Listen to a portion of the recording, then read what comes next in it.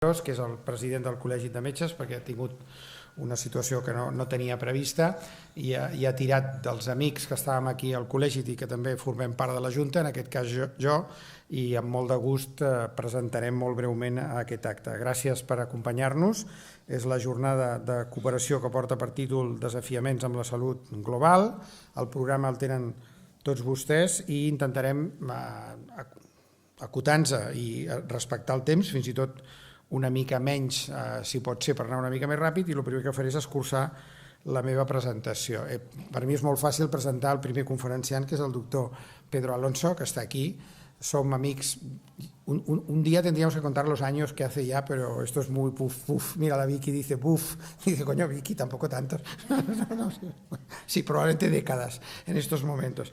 El doctor Pedro Alonso és una persona coneguda per tots vostès, però si em permeten, jo des del punt de vista de la Universitat de Barcelona dir-los que és catedràtic de la nostra universitat i que és una de les persones amb les quals tenim més confiança i ens agradaria molt que poguéssim desenvolupar encara més els aspectes que tenen a veure amb la docència i la recerca amb salut global. El doctor Pedro Alonso té una molt llarga trajectòria que no resumiré, però bàsicament fins fa molt poc, mesos, ha ocupat el lloc de màxima responsabilitat en el programa de l'Organització Mundial de la Salut per l'erradicació de la malària. Quan parlem amb ell sempre diu que està molt content, suposo que ja ho pot dir d'una forma contundent, de l'erradicació de la malària a la Xina.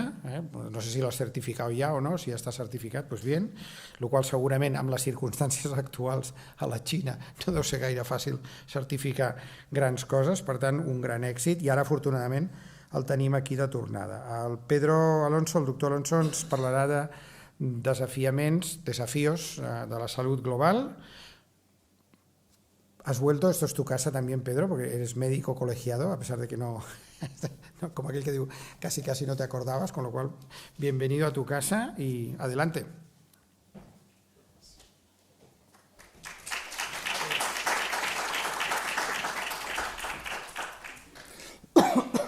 Gracias, Tony. Gracias por la presentación. Cuando Tony se ha enterado que había en principio 45 minutos previstos, se ha horrorizado, se le han puesto los pelos de punta y me ha dicho que bajo ningún concepto que había que acortar, así es que así trataré de hacerlo. Un placer y estar aquí, efectivamente en mi casa, y la oportunidad de poder hablar. Salud global. Se habla tanto de salud global. ¿Qué es la salud global? Y yo voy a dar una visión, o al menos parte de lo que pudiera ser una visión o mi visión de qué es la salud global y en el fondo, ligando con el motivo de las jornadas, por qué es un elemento clave de la cooperación. Estos tres mapas yo creo que representan la mayor transformación, la mayor revolución en la historia de la humanidad, no solo en el término de salud, sino de cualquier otro ámbito. El mapa de arriba representa la esperanza de vida hace aproximadamente 200 años, 150, y las tonalidades cromáticas representan la esperanza de vida. En rojo, cuando la esperanza de vida está alrededor de los 20-30 años, pasando al naranja, al amarillo, al verde y al azul. Azul cuando ya está entre los 80 y 85 años.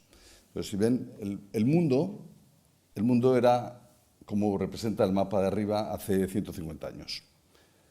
Y es, como decía el filósofo Hobbes, life is nasty, brutish and short. O sea, la gente vivía poco, por lo general mal, y se morían pronto.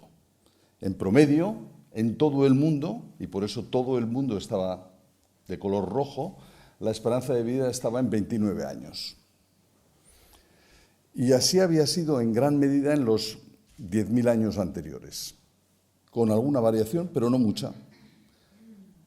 Y ese es el estado natural del ser humano en este planeta. Sin embargo, las cosas empezaron a cambiar y empezaron a cambiar a partir de mediados del siglo XIX de una forma muy acelerada, y el segundo mapa, el del medio, es la esperanza de vida en 1950. ¿Y qué es lo que vemos? Pues primero un aumento de la heterogeneidad, a diferencia de antes que era todo teñido en rojo, ahora empiezan a aparecer las distintas variedades cromáticas, desde el verde, verde más oscuro, el Escandinavia, sigue habiendo amplias zonas en rojo, y la esperanza de vida a nivel global se sitúa en 45 años. Por lo tanto, en apenas 100 años se había aumentado en prácticamente 20 años la esperanza de vida. Esto no había ocurrido nunca antes en la historia de la humanidad. Y si llegamos a nuestros días, que es el mapa de aquí abajo, pues vemos que una gran parte del mundo ya está en verde. Hay zonas en azul: Australia, Nueva Zelanda, Europa Occidental, Canadá, no Estados Unidos. Y sigue habiendo zonas en verdes claros, en naranjas. La esperanza de vida en su conjunto a nivel global está en 71 años y por lo tanto hemos pasado en 150 años de una esperanza de vida media de 29 años a uno de 71. Personalmente creo que ni la invención de la rueda ni el control del fuego representan un cambio tan profundo en la experiencia de los humanos sobre este planeta como la revolución de la salud. La otra cosa que sigue ocurriendo es que, a diferencia de lo que había hace 150 años, que era un mapa bastante homogéneo, aquí seguimos teniendo enormes diferencias, de tal forma que en algunos o muchos de los lugares, sobre todo del África subsahariana, la esperanza de vida es entre 20, 25, 27 años de diferencia con lo que tendríamos en Europa Occidental. Entre nacer en Kinshasa o nacer en Barcelona, en ese momento del nacimiento ya partes con una desventaja de unos 27 años de diferencia en la esperanza de vida. Y volviendo a la salud global tiene que tener como objetivo prioritario abordar eso, que es la mayor de las desigualdades, que el lugar donde uno nace determina tus posibilidades de sobrevivir las siguientes semanas, los siguientes meses, y poder llevar una vida saludable. Si hablamos de esperanza de vida, inevitablemente tenemos que hablar un poco de demografía y casi de demografía y en cierta medida también de un poco de geoestrategia. Esta era la población hace 60, 70 años. Estábamos por debajo de los 3 billones, por tanto 3.000 millones de personas. El continente más poblado siempre ha sido Asia, que es la parte de abajo de verde. ¿Y cuál es la evolución de la población mundial? Pues ahora estamos por debajo de los 8 billones, hemos pasado por debajo de los 3 billones a cerca de los 8.000 millones de personas en 60, 70 años. Y las estimaciones, y en esto los demógrafos es una ciencia bastante exacta, es que vamos a estar por encima de los 11 billones para finales de este siglo. El crecimiento de poblaciones en Norteamérica, América del Sur y Europa es relativamente escaso y por eso, si se dan cuenta de las 3 primeras bandas cromáticas, pues hay un ligero aumento en América del Norte, pero por lo demás se mantienen razonablemente estables. Y lo que hay es un crecimiento gigantesco de la población africana. El África subsahariana está duplicando su población cada 15, 17 años en este siglo XXI. Asia continúa creciendo, pero, como verán, a partir de mediados de este siglo empieza a estabilizarse la población e incluso a reducirse. Por ejemplo, China, de la que hablábamos hace un momento, para finales de este siglo tendrá unos 350 millones de personas menos de los que tiene ahora. Y lo que emerge es África, que va a ser potencialmente o casi seguro el continente más poblado del mundo, por encima de Asia. Y es el continente hermano, es el continente vecino y va a ser el continente más poblado a 14 kilómetros de la costa sur de la península ibérica. Dicho esto, si miramos por qué este crecimiento tan acelerado de la población, bueno, pues por la fertilidad. ¿Y cuáles son los países con las fertilidades más altas del mundo? Expresado aquí en número de niños nacidos por mujer, en relación a el incremento de la población, pues son los países en el margen superior o en el cuadrado superior derecho los que tienen una mayor fertilidad y tienen un mayor crecimiento poblacional. Bien, nada sorprendente.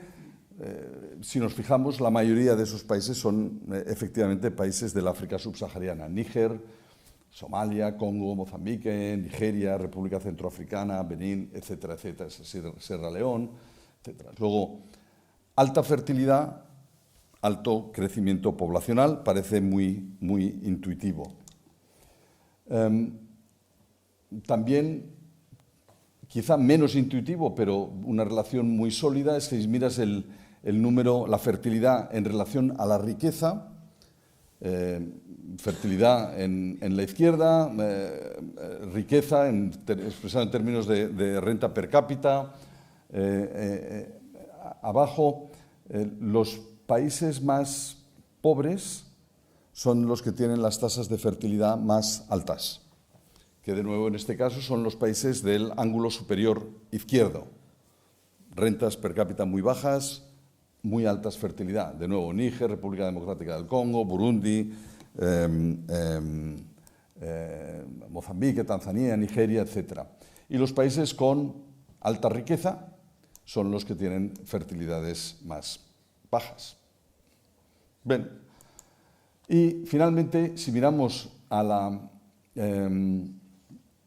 crecimiento poblacional con respecto a la mortalidad infantil o de niños menores de 5 años, lo que vemos, y esto parece más contraintuitivo, es que los lugares donde mayor crecimiento poblacional hay son también los que mayor mortalidad tienen.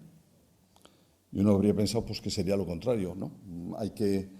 Cuanto más se mueren, pues quizá crecerá menos la población. Bueno, pues no, es exactamente lo contrario. Cuanto más mueren, mayor es la fertilidad y mayor es el crecimiento poblacional.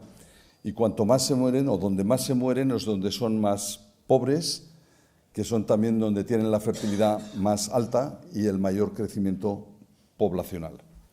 Insisto, puede parecer contraintuitivo, pero esto es bastante sólido. Y de tal forma que los países donde la esperanza de vida es más baja son los países más pobres y son aquellos que tienen el crecimiento poblacional más alto y que son los que van a hacer que el continente africano sea el continente más poblado del planeta antes del final de este siglo. Y si tienen la esperanza de vida más baja porque el gran determinante de la esperanza de vida es la mortalidad en menores de 5 años.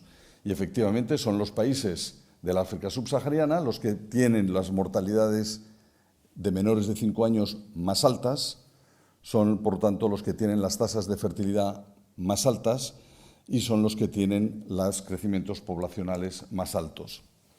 Y si estamos de acuerdo, por lo tanto, que el gran determinante de no solo el crecimiento poblacional, sino el gran determinante de la esperanza de vida y, por lo tanto, del diferencial en la esperanza de vida entre los que nacen en Kinshasa y los que nacen en Barcelona, la pregunta es, ¿y de qué se mueren?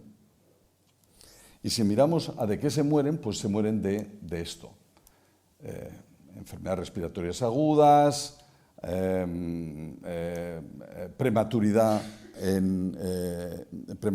y a veces bajo peso, por razones muchas veces infecciosas, enfermedades diarreicas, malaria, sepsis neonatal, meningitis, tosferina, etcétera, etcétera. Luego, la gran agenda sigue siendo, desde mi punto de vista, en la salud global, cómo reducimos la inaceptable brecha de la esperanza de vida entre los ricos y los menos ricos, y la disminución de esa brecha en la esperanza de vida es esencialmente un problema de mortalidad prematura, y el problema fundamental de la mortalidad prematura es una agenda de investigación o es una agenda de enfermedades infecciosas. Luego podemos hablar de muchas otras cosas, del clima, de las enfermedades no transmisibles, de muchas otras cosas muy legítimas. Pero el problema fundamental que tenemos en la salud global es la diferencia en la esperanza de vida. Y esa es una agenda esencialmente de mortalidad prematura, y esa es una agenda fundamentalmente todavía de las enfermedades infecciosas. Definiciones de la salud global habría varias, no las vamos a recorrer, pero poner el énfasis en elementos como la multidisciplinaridad, multisectorialidad, y en todas ellas hablando de desigualdades o de la necesidad de lograr superar las brechas de desigualdad. Y cuando hablamos de brechas de desigualdad, insisto, nada más importante que reducir las brechas como manifestación de la desigualdad en la esperanza de vida. Ese sería un primer punto que quería comentar. Un segundo, estando el doctor Tria aquí, inevitable, pero del que pasaré muy por encima, las pandemias que se han puesto tan de moda, pero simplemente recordar que no es algo de ahora, desde el siglo V, con la primera plaga de Justiniano, que se llevó por delante posiblemente a una cuarta parte de la población mundial, si no más. Me llama la atención ahora tan común leer, ¿no?, el cambio climático y la globalización son los responsables de las pandemias. Pues no. De hecho, la que hemos tenido recientemente, aunque parezca mal decir lo que voy a decir, pero lo diré en cualquier caso, es una broma comparado con los otros ejemplos históricos que hemos tenido de pandemias. Apenas comentar aquí o resaltar dos elementos más por notas casi anecdóticas, pero recordar que las primeras vacunaciones son las de la descripción de Jenner de 1796, que construyendo sobre las variolizaciones que tenían antecedentes ya en el siglo XI en China, una vez más, y luego en Oriente Medio, pero lo demostró de forma más establecida el doctor Jenner. Y algo que siempre me llama la atención, en 1796 Jenner hace esto, en 1800 ya se estaba utilizando el método en Barcelona. Quiere decir que en apenas 4 años se tuvo la capacidad de trasladar el conocimiento científico a la acción, en este caso en varias ciudades de Europa, incluyendo Barcelona, y más llamativamente, ahora que todos hemos hablado del COVAX, la responsabilidad que tenemos como países ricos de hacer llegar los desarrollos técnicos a las poblaciones que más lo necesitan, pues la llamada expedición filantrópica de la vacuna de Balmis y Salvain, médico de Barcelona, que partiendo en 1803, por tanto apenas 3 años después de haber llegado la vacuna a Barcelona, se organiza una expedición que da la vuelta al mundo y hace llegar el remedio a amplias zonas de América. En concreto, Salvain fue el responsable de toda la campaña de América del Sur, en el que no solo se vacunó, sino que se establecieron centros de vacunación con una visión de sostener esas capacidades a largo plazo. Salvain, pocos saben, murió en Cochabamba, lo que ahora es Bolivia, y hace unos años estaba en Cochabamba y me acordé, yo juraría que se había muerto Salvain aquí, no conseguí encontrar una sola placa que reconociera que ahí había muerto y estaba enterrado Salvain, en lo que considero, sin la más mínima duda, la primera gran expedición de salud global en la historia de la humanidad, realizada hace 200 años y que ahora la iniciativa COVAX etcétera, 200 años después y con todo lo que eso implica, pero no ha tratado de hacer otra cosa que lo que ya se hizo entonces y no es suficientemente conocido por la gente.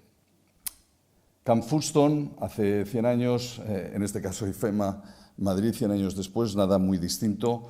Una breve reseña, porque básicamente me toca, de hecho, antes hablaba el doctor Trilla de China, yo de hecho estaba en China en enero del 2020 y por mis temas, en este caso de la malaria, pero yo creo que salí el día después de que se cerrara, salí de China el día después que se cerrara Wuhan, llegué a Ginebra, que era donde estaba trabajando en ese momento, y el 30 de enero a las 8:41 es cuando la Organización Mundial de la Salud declara formalmente lo que es el máximo nivel de alerta, de acuerdo al Reglamento Sanitario Internacional que puede utilizar la Organización Mundial de la Salud, lo que se llama técnicamente un Public Health Emergency of International Concern, que el acrónimo es fatal porque se lee fake, como si fuera de mentira, pero no era de mentira, era de verdad. Y esto no es el momento, ni yo soy el experto para hacerlo, pero esto se ha tergiversado mucho en la comunidad internacional con respecto a que si la Organización Mundial de la Salud declaró la pandemia el 13 de marzo. El término pandemia o la figura de la pandemia no existe en el Reglamento Sanitario Internacional. Fue la respuesta del doctor Tedros a una pregunta de un periodista que le preguntó, oiga, ¿y entonces esto que está pasando en el mundo, eso es una pandemia? Y dijo, pues sí, claro que es una pandemia. Y eso se han escudado detrás de esa respuesta a un periodista muchos países diciendo, es que la OMS solo declaró la pandemia el 13 de marzo. Eso es rigurosamente falso. No hay una declaración de pandemia. Lo único que cuenta es lo que ocurrió ese día y a esa hora. Más allá de eso, la Organización Mundial de la Salud no puede declarar ningún nivel superior ni de alerta ni de acción. Solo recordar que cuando se declara esto, había en ese momento casos en 18 países fuera de China, incluyendo 8 casos que parecían de transmisión humano a humano en Alemania, Japón, Vietnam y los Estados Unidos de América. No es mi papel el justificar o tratar de excusar lo que a veces ha sido una acusación sobre la lentitud de la OMS en declararlo, pero vale la pena recordar que en el momento que se declara la emergencia, que era 30 días exactamente, o 31 días exactamente después de que la oficina de la OMS en Pekín recibiera el primer informe de las autoridades chinas sobre un brote, un núcleo, un clúster de neumonías no bien tipificadas y que la oficina de la OMS tardó 17 minutos en transmitirlo a Ginebra y apenas unos minutos después se hizo el primer envío de información a todos los países, por tanto, antes de fin de año. 30 días después se declara la pandemia cuando había casos solo en 18 países fuera de China. Se apuntaba ya todavía a la incertidumbre sobre el impacto que podría tener esto sobre el resto de los países y apuntaba ya directamente al potencial impacto sobre los países más pobres, con sistemas de salud más débiles, y que eso era el motivo de la declaración de la emergencia. Un tercer elemento, en este caso porque es casi obligado en mi caso hablar brevemente de la malaria, que es en el fondo la pandemia o una de las más antiguas de la humanidad. Algunos dicen que es la enfermedad que más humanos ha matado en la historia de la humanidad y ha pasado por todo tipo de fases, incluyendo el primer intento de erradicación de la malaria, queriendo decir hacer desaparecer el genoma del parásito del planeta. Y es la primera enfermedad que se ha tratado de erradicar en la historia de la humanidad y que de alguna manera constituyó la columna vertebral de la recién nacida Organización Mundial de la Salud después de la Segunda Guerra Mundial y el establecimiento del sistema de Naciones Unidas.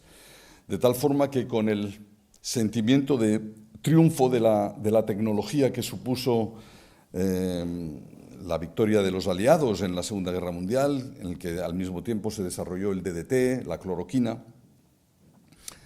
Ese espíritu muy norteamericano llevó a hacer que la Organización Mundial de la Salud declarara un primer intento de erradicar la malaria en 1955.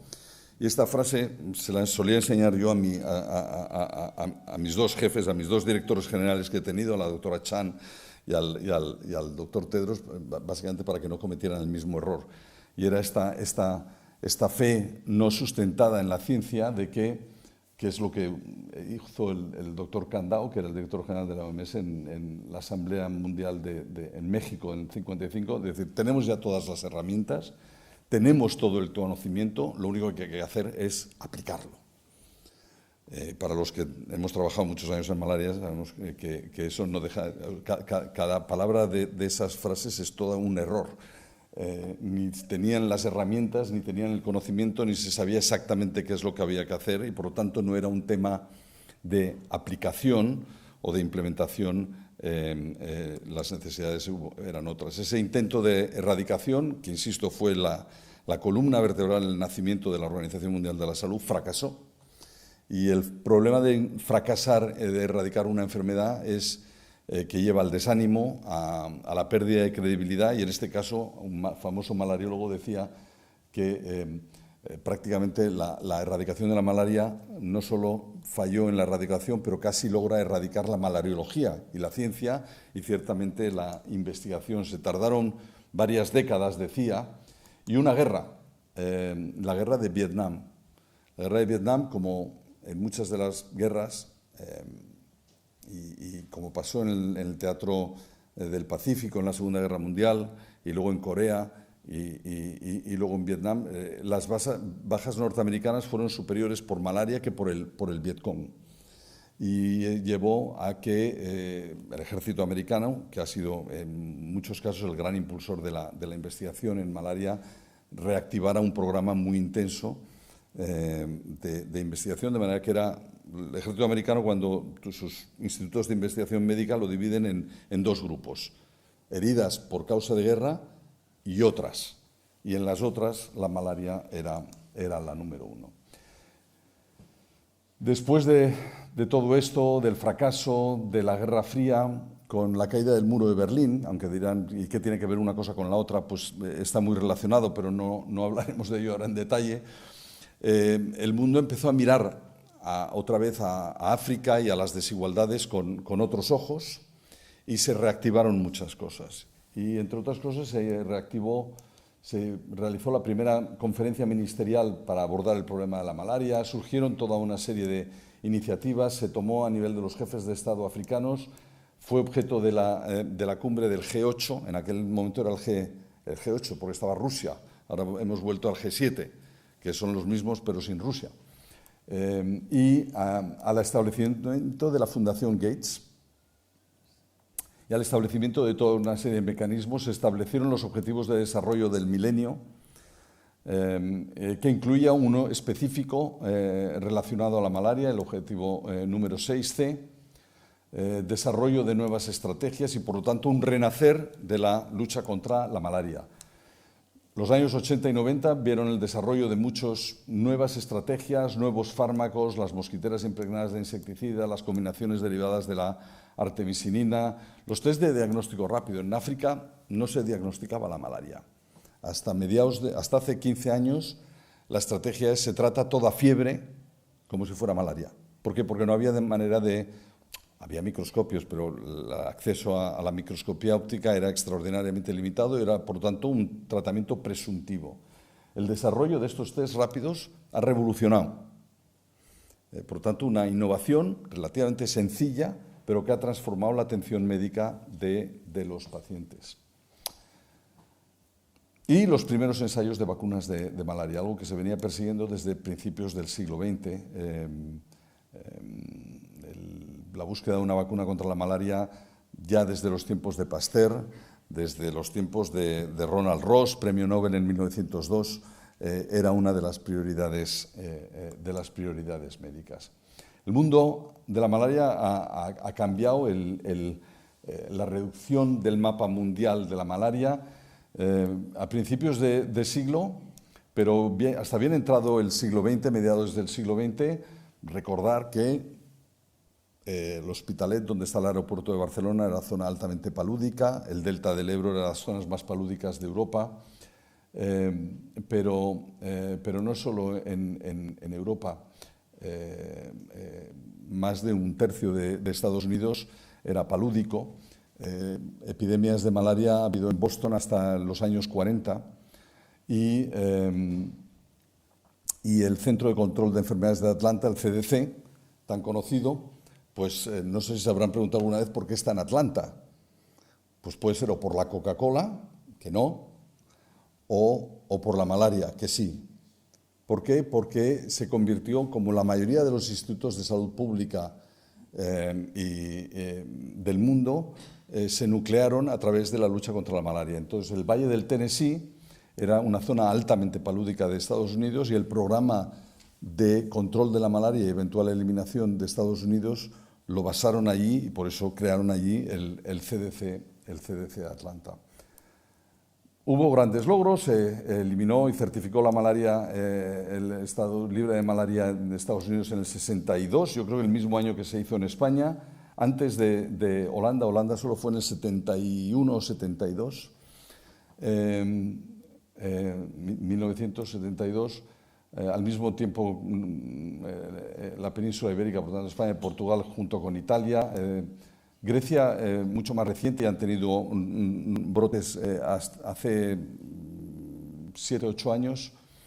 Pero lo cierto es que el mapa ha ido encogiéndose.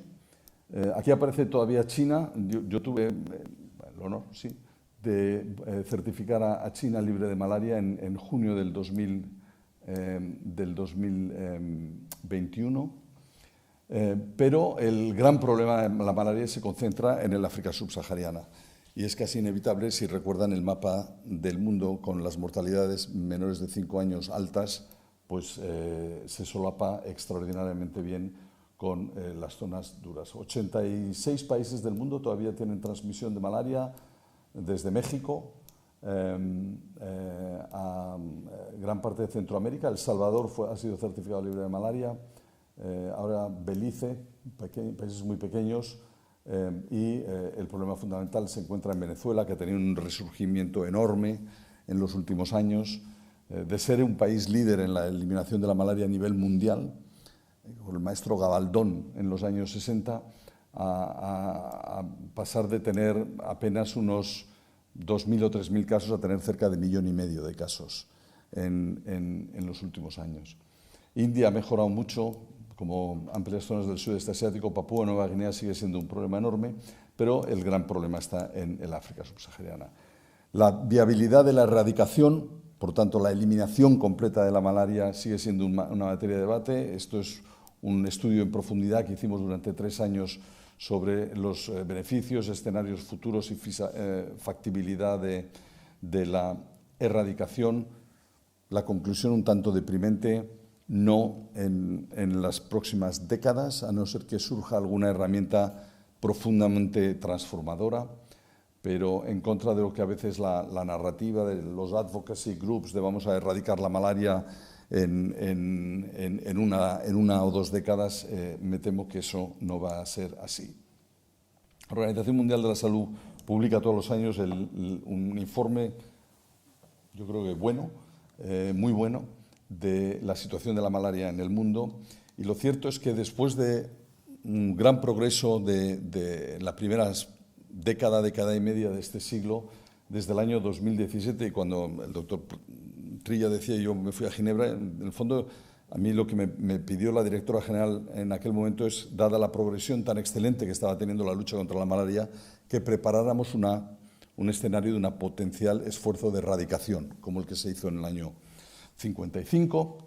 Pues bien, he tenido el gran privilegio de hecho, decir que no era viable, y de hecho desde el 2017 venimos llamando la atención de que nos estamos alejando cada vez más de un objetivo de progreso. Si ven esta línea azul, es el camino que está recorriendo el mundo en términos de reducción de morbilidad y mortalidad. Este es el camino que deberíamos de estar recorriendo el verde, y este es el que estamos recorriendo, y si seguimos tal y como estamos, aquí es donde nos vamos a encontrar.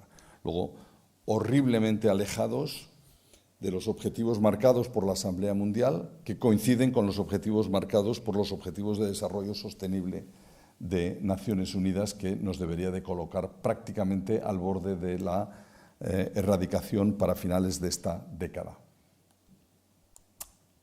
El último informe, como nota positiva, es que la lucha contra la malaria en los primeros 20 años ha supuesto que se han evitado más de 2.000 millones de casos de malaria y se han evitado cerca de 12 millones de muertes, pero la gran mayoría en el África subsahariana. Luego se considera uno de los grandes triunfos de la salud global, pero, aunque parezca contradictorio y paradójico, cada vez nos alejamos más de nuestros objetivos. Esta es la línea en la que estamos, totalmente aplanada. Y puede parecer un contrasentido que haya una disminución de la incidencia, pero el número absoluto de casos es el mismo, y esto nos recuerda lo que hablábamos al principio. La población se ha duplicado. Por lo tanto, en términos de absoluto de casos, seguimos donde estábamos en gran medida, aunque las incidencias hayan ido cayendo o la mortalidad haya ido cayendo. Este rebrote aquí es el COVID, que se ve aquí también, y no hemos conseguido recuperar los niveles pre-COVID de mortalidad. Y esto no es causa directa del COVID sobre la malaria, sino son las disrupciones en los sistemas de salud. Las medias lo que hacen es ocultan panoramas de países que han progresado y siguen progresando, los que están en verde, pero países que con respecto a 2015 están yendo para atrás. Y en total hay cerca de 30 países que tienen hoy más malaria que tenían en el año 2015, que son los que son en marrón, más claro, moderado y más oscuro. Luego tenemos una verdadera crisis que se complementa por otra serie de retos biológicos que nada tienen que ver ni con el cambio climático ni con la globalización, pero sí con los movimientos naturales. Tenemos un problema de resistencias a los fármacos, tenemos un problema de lecciones del gen que codifica para la proteína sobre la que se basa esos test de diagnóstico rápido, el HRP2, que han aparecido. Aparecieron en América del Sur y luego han aparecido de nuevo en el Cuerno de África, por lo tanto, no uses test de diagnóstico basados en HRP2, debes de usar los basados en una enzima, el ALDH, pero la producción de esto es muy limitada. Tenemos un problema de resistencias a los insecticidas y tenemos la invasión de mosquitos, de unos mosquitos, los Anopheles stephensi, que son particularmente adaptados a los ambientes urbanos, cosa que en África en general no era el caso y por eso no había malaria en gran medida en zonas urbanas. Pues ahora ha llegado, primero se han identificado en Djibouti, en Eritrea, en Etiopía, y ahora extendiéndose a otras zonas del este, un mosquito muy adaptado a los transmisor de malaria y adaptado a los ambientes urbanos. Por lo tanto, siempre nos mantenemos divertidos y con desafíos en el mundo de la malaria.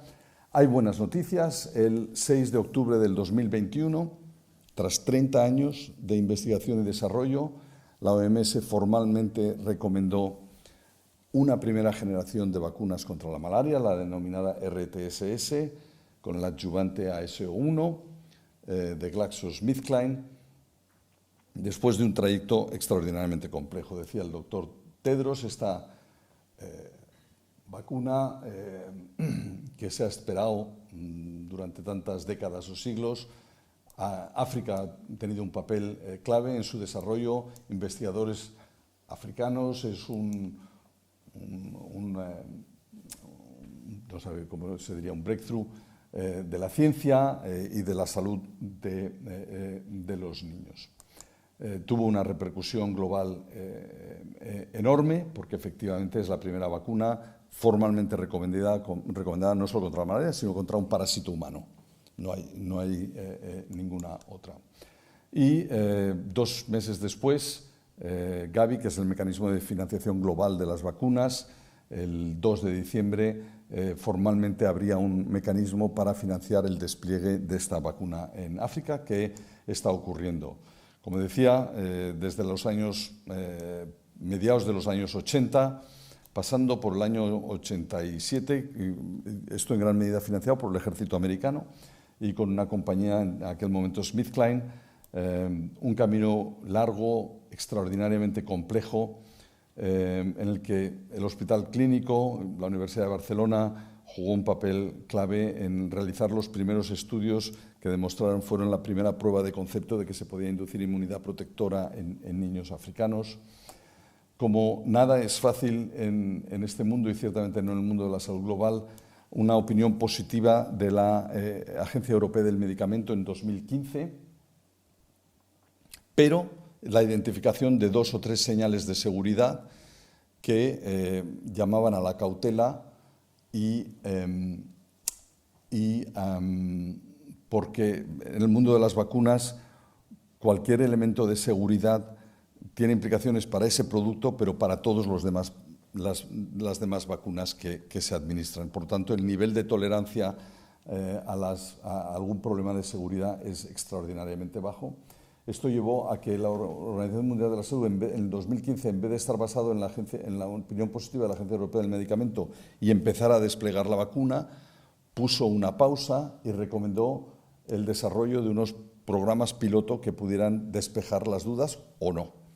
Esto, dicho sencillo, llevó a una operación que ha sido la más grande que ha hecho la Organización Mundial de la Salud en su historia en términos de generación de evidencia. Lo tengo aquí, en 3 países, en Malawi, Ghana, Kenia. Ahora hay más de 4 millones de niños involucrados, pero suficiente para generar información que de forma concluyente permitió confirmar la factibilidad de inmunizar fuera del programa ampliado de inmunidad, resolver cualquier duda sobre la seguridad, confirmar el impacto de un 30% en la reducción de malarias que requerían hospitalización. Puede parecer poco, pero ante una carga de enfermedad de tal magnitud es mucho. Un 9, esto hay que actualizarlo, es un 12% de reducción en la mortalidad de todas las causas, por todas las causas. Es un impacto enorme que estimamos que si se aplicara la vacuna a escala en África podría evitar alrededor de unas 80.000 muertes anuales. Insisto, estos son ejercicios complejos que requieren multitud de actores. En resumen,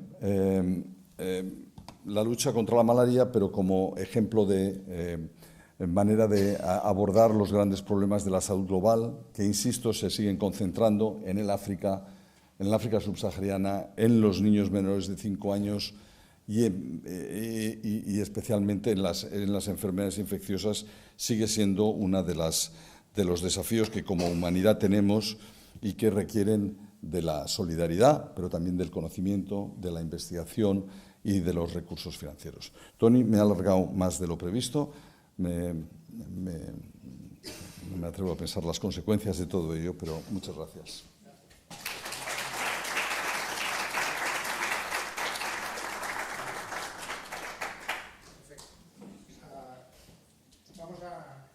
Vamos a continuar con el programa y ahora el doctor Iñaki Alegría, que lo tenemos aquí entre nosotros junto a otros miembros de la secció de metges cooperadors del Col·legi de Metges. Iñaki, quan vulguis, es presentará la sección de cooperación.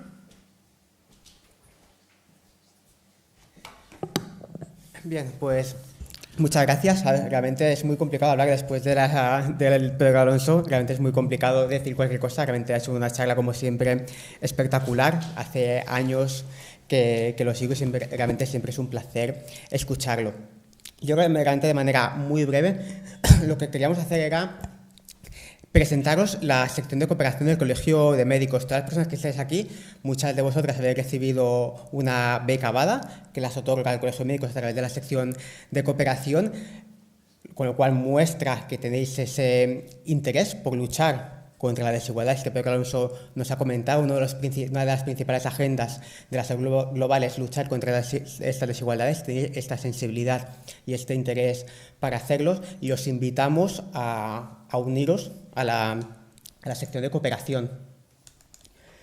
En los últimos años es cierto que la actividad del Colegio de Médicos en cuanto a cooperación ha sido muy escasa, prácticamente se limitaba a dar las becas BADAS. Ahora estamos en un proceso de plena reactivación. Estamos constituyendo un equipo nuevo, aquí tenemos entre vosotras nuevos parte de este nuevo equipo, y os invitamos también a todas aquellas personas que estéis interesadas. Ahora, luego os pondremos cómo contactar. Ahora, de manera muy breve, esta es la página que encontraréis en la web del Colegio de Médicos. En la sección de cooperación encontraréis estas 6 cajas que esperamos a lo largo de las siguientes semanas, meses, irla actualizando, irla complementando. Lo que pretendemos en la sección, de manera resumida, es facilitar la cooperación a todas aquellas personas que estéis interesadas. ¿Y cómo lo vamos a hacer? Pues queremos daros apoyo a todas vosotras, las personas que estáis interesadas en hacer cooperación. ¿Y cómo pretendemos hacerlo? Pues partiendo desde información básica, antes de marchar, pues todo lo que tenéis que saber antes de marchar, los consejos y guías de buenas praxis en cooperación, lo que hay que hacer, lo que no hay que hacer. Una cosa innovadora que estamos trabajando, que queremos hacer con el Colegio de Médicos, es como otorgar un certificado, como un sello de calidad y de excelencia de los centros. Hay muchos centros para hacer estancias, para hacer rotaciones, para ir a trabajar. Hay muchos centros y muchas ONGs, instituciones, pero no todas cumplen unos criterios. O sea, muchas veces las experiencias son negativas, no todos cumplen unos criterios de calidad y excelencia que nosotros, como sección de cooperación y como Colegio de Médicos, pensamos que debe tener. Y es por ello que nos estamos planteando la manera de elaborar unos criterios, un listado, para poder, desde el colegio, ofrecer un listado de centros en las que os damos la garantía que cumplen los criterios de calidad y excelencia.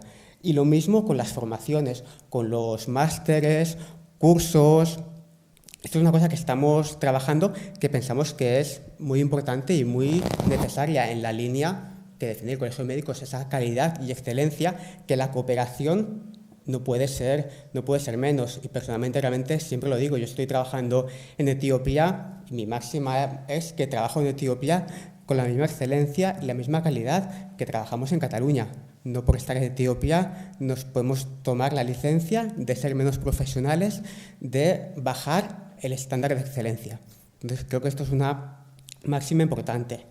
Otro tema que queremos también facilitar es el tema de permisos, seguros, que muchas personas que nos contactáis nos preguntáis. Otro tema, evidentemente, las becas BADAS, como el motivo por el que estamos aquí. Y un nuevo punto sería mejorar las condiciones de los cooperantes, que muchas veces también realmente no son ideales.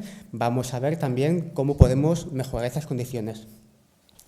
Otro gran objetivo sería el tema de sensibilizar a todas las personas, a todos los miembros colegiados, ya bien realizando jornadas de sensibilización o algunas conferencias puntuales. También estamos trabajando sobre ello. Queremos aumentar la actividad, la presencia que hasta ahora hemos tenido. Y otros objetivos que nos planteamos también es que se está hablando que hay que destinar el 0,7 del presupuesto en cooperación, pues pensamos que como Colegio de Médicos también tenemos que seguir estas políticas que la Generalitat de Cataluña se plantea. Y así como crear sinergias, alianzas con otros colegios, tanto médicos de toda Cataluña, de España, colegios de enfermería, con todo tipo de instituciones que estén trabajando en la cooperación. Y ya de manera, para acabar, los contactos, tanto si queréis, si estáis interesados en hacer cooperación, queréis consejos, asesoramiento, como si os queréis apuntar a la sección, pues os invitamos a escribir un mail aquí a cooperació@com.cat y realmente será un placer contestaros. Igualmente ahora procederemos a la entrega de las becas y después también tenemos un tiempo si queréis realizar cualquier tipo de pregunta. Así que sin más, muchas gracias.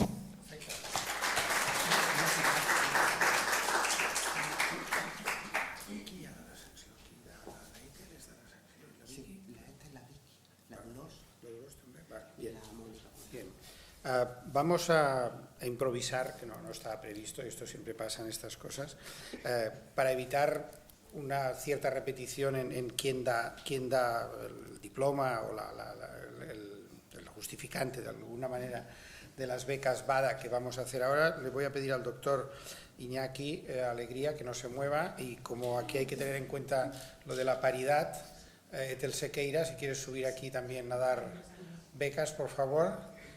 Vicky Fumado, por favor, si eres tan amable también. Tú eres miembro de la sección, ¿no? Sí, pues ya está, te ha tocado. Sí. Y le pediremos también al doctor Alonso, que no es miembro de la sección, pero así estamos 4. ¿Agafas tú vosotros, Berenguer? Vale. Berenguer Camps, que es una parte fundamental de la sección, irá preparando los diplomas. Los iremos llamando por orden alfabético, son 18 personas, no están todos, lógicamente, los que han sido, digamos, premiados, pero hay personas que lo representan. Yo voy a intentar con las gafas del cerca ver bien las cosas estas, porque la letra es pequeña. Verán que cuando los nombres se pueden subir, cada uno le dará un diploma, se hacen una foto aquí, y después al acabar, que nadie huya, porque todos los premiados se tienen que hacer una foto fuera en las escaleras, ¿vale? Venga, empezamos. Alejandra Alija.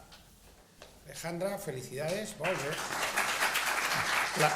Recibe una beca para realizar un máster en Salud Internacional y Cooperació a la Universitat Autònoma de Barcelona.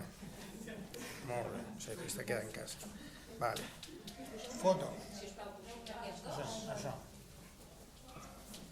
Vale. Preparado, Alejandro Vallvé, que es el siguiente. ¿Tú? ¿Ets tu? Vale. Josep Lluís Vallvé. No hi ets, estàs tu. Bueno, és igual, fas la foto igual. Alejandro Vallvé ha recibido una beca para realizar una estada formativa a Msitu Tembo, un dispensario comunitario en Tanzania. Cap allà, mira, cap allà.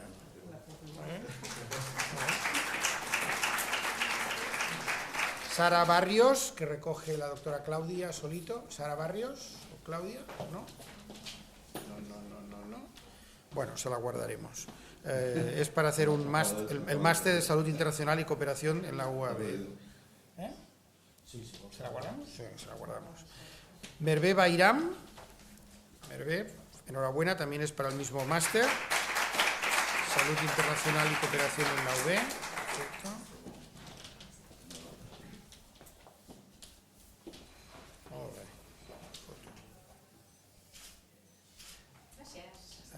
Alejandro Blanco, es para hacer un máster en enfermedades infecciosas en la London School of Hygiene and Tropical Medicine. Enhorabuena.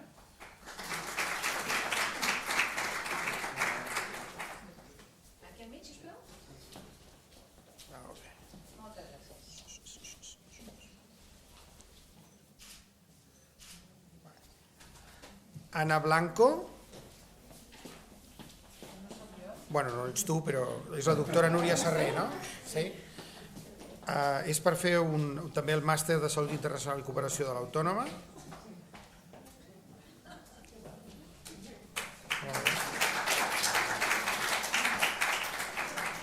Anna Borja, que el recull la doctora Maria Perdiguer, crec, sí?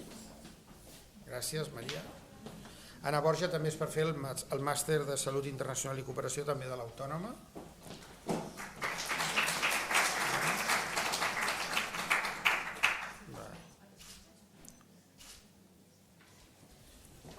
Ana Campillo, Marta Alcón, em sembla que el recull el seu nom. Ana Campillo ha estat becada per realitzar una estada formativa a l'Hospital Nossa Senyora de Paz, a Cubal, Angola.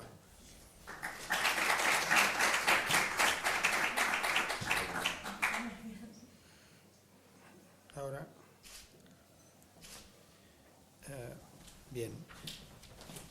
Vamos, ahora hay dos personas que no están y las recogerá la beca Iñaki, el doctor Iñaki Alegría, con lo cual les vamos a decir las dos juntas y si te necesitamos moverte rápidamente. La primera de ellas es para Meklit Wonderfurael, que va a realizar un máster de Public Health en la Thomas Jefferson University en Estados Unidos, y la segunda para Samrawit Tilahun, que va a hacer un máster en Healthcare Management en la Universidad Católica del Sacro Cuore en Roma. Iñaki, fes la foto con la foto.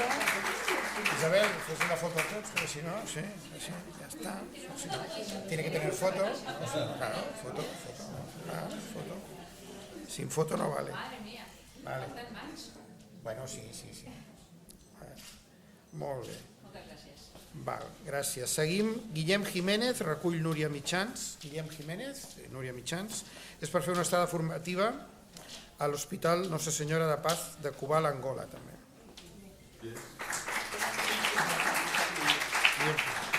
Bé, molt bé.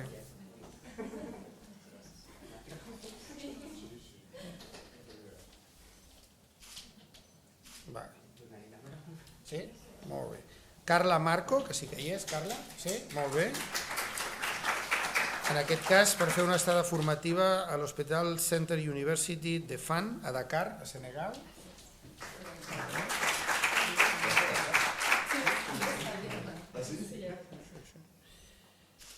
La doctora Núria Serré, també preparada. Sí. És la beca d'Enso Mokuka, que realitzarà un màster de Salut Internacional i Cooperació a la UAB. La UAB ens tindria que fer descompte, fonamentalment.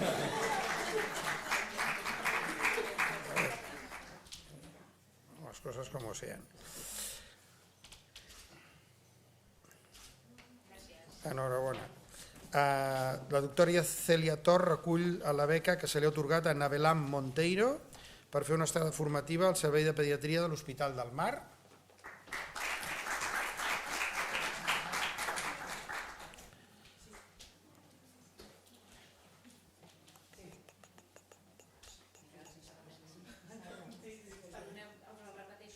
Uy, se ha movido. Se ha movido la foto. ¡Ah! Problema técnico. No, bueno, espera, que os harán la oficial también, ¿eh? Incidente técnico. No, suposo que és un problema tècnic de la càmera, però si esperem un segon, us podeu relajar, ¿eh? No fa falta que estigueu així. Ja està. Sí. Sí, ja està. Vale. Foto oficial. Vale. Molt bé. Alma Maria Palomino recull la beca per fer una estada formativa a l'Hospital Nostra Senyora de Paz, que ja hem dit abans, de Cubal, Angola, també.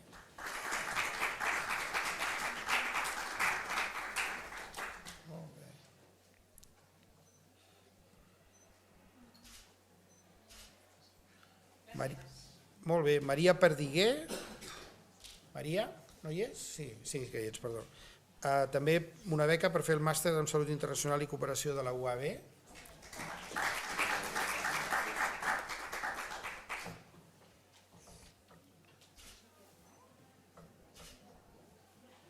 Molt bé. Clàudia Solito, abans no ha contestat, abans, no em sembla, doncs li guardem. Ha rebut ella mateixa una beca per fer el màster en Salut Internacional i Cooperació a la UAB i l'última, si tot va bé, Estrella Vallejo. Sí, perfecte. Per fer el màster en Medicina Tropical i Salut Internacional a la UAM, que deu ser la de Madrid, no? Sí, molt bé, la Universitat Autònoma de Madrid.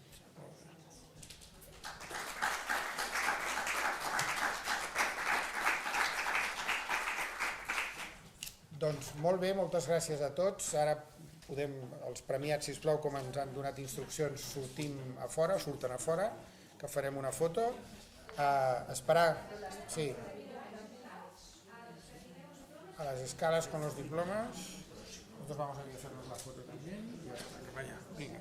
Bona nit i moltes gràcies a tots. Vinga, a fer la foto.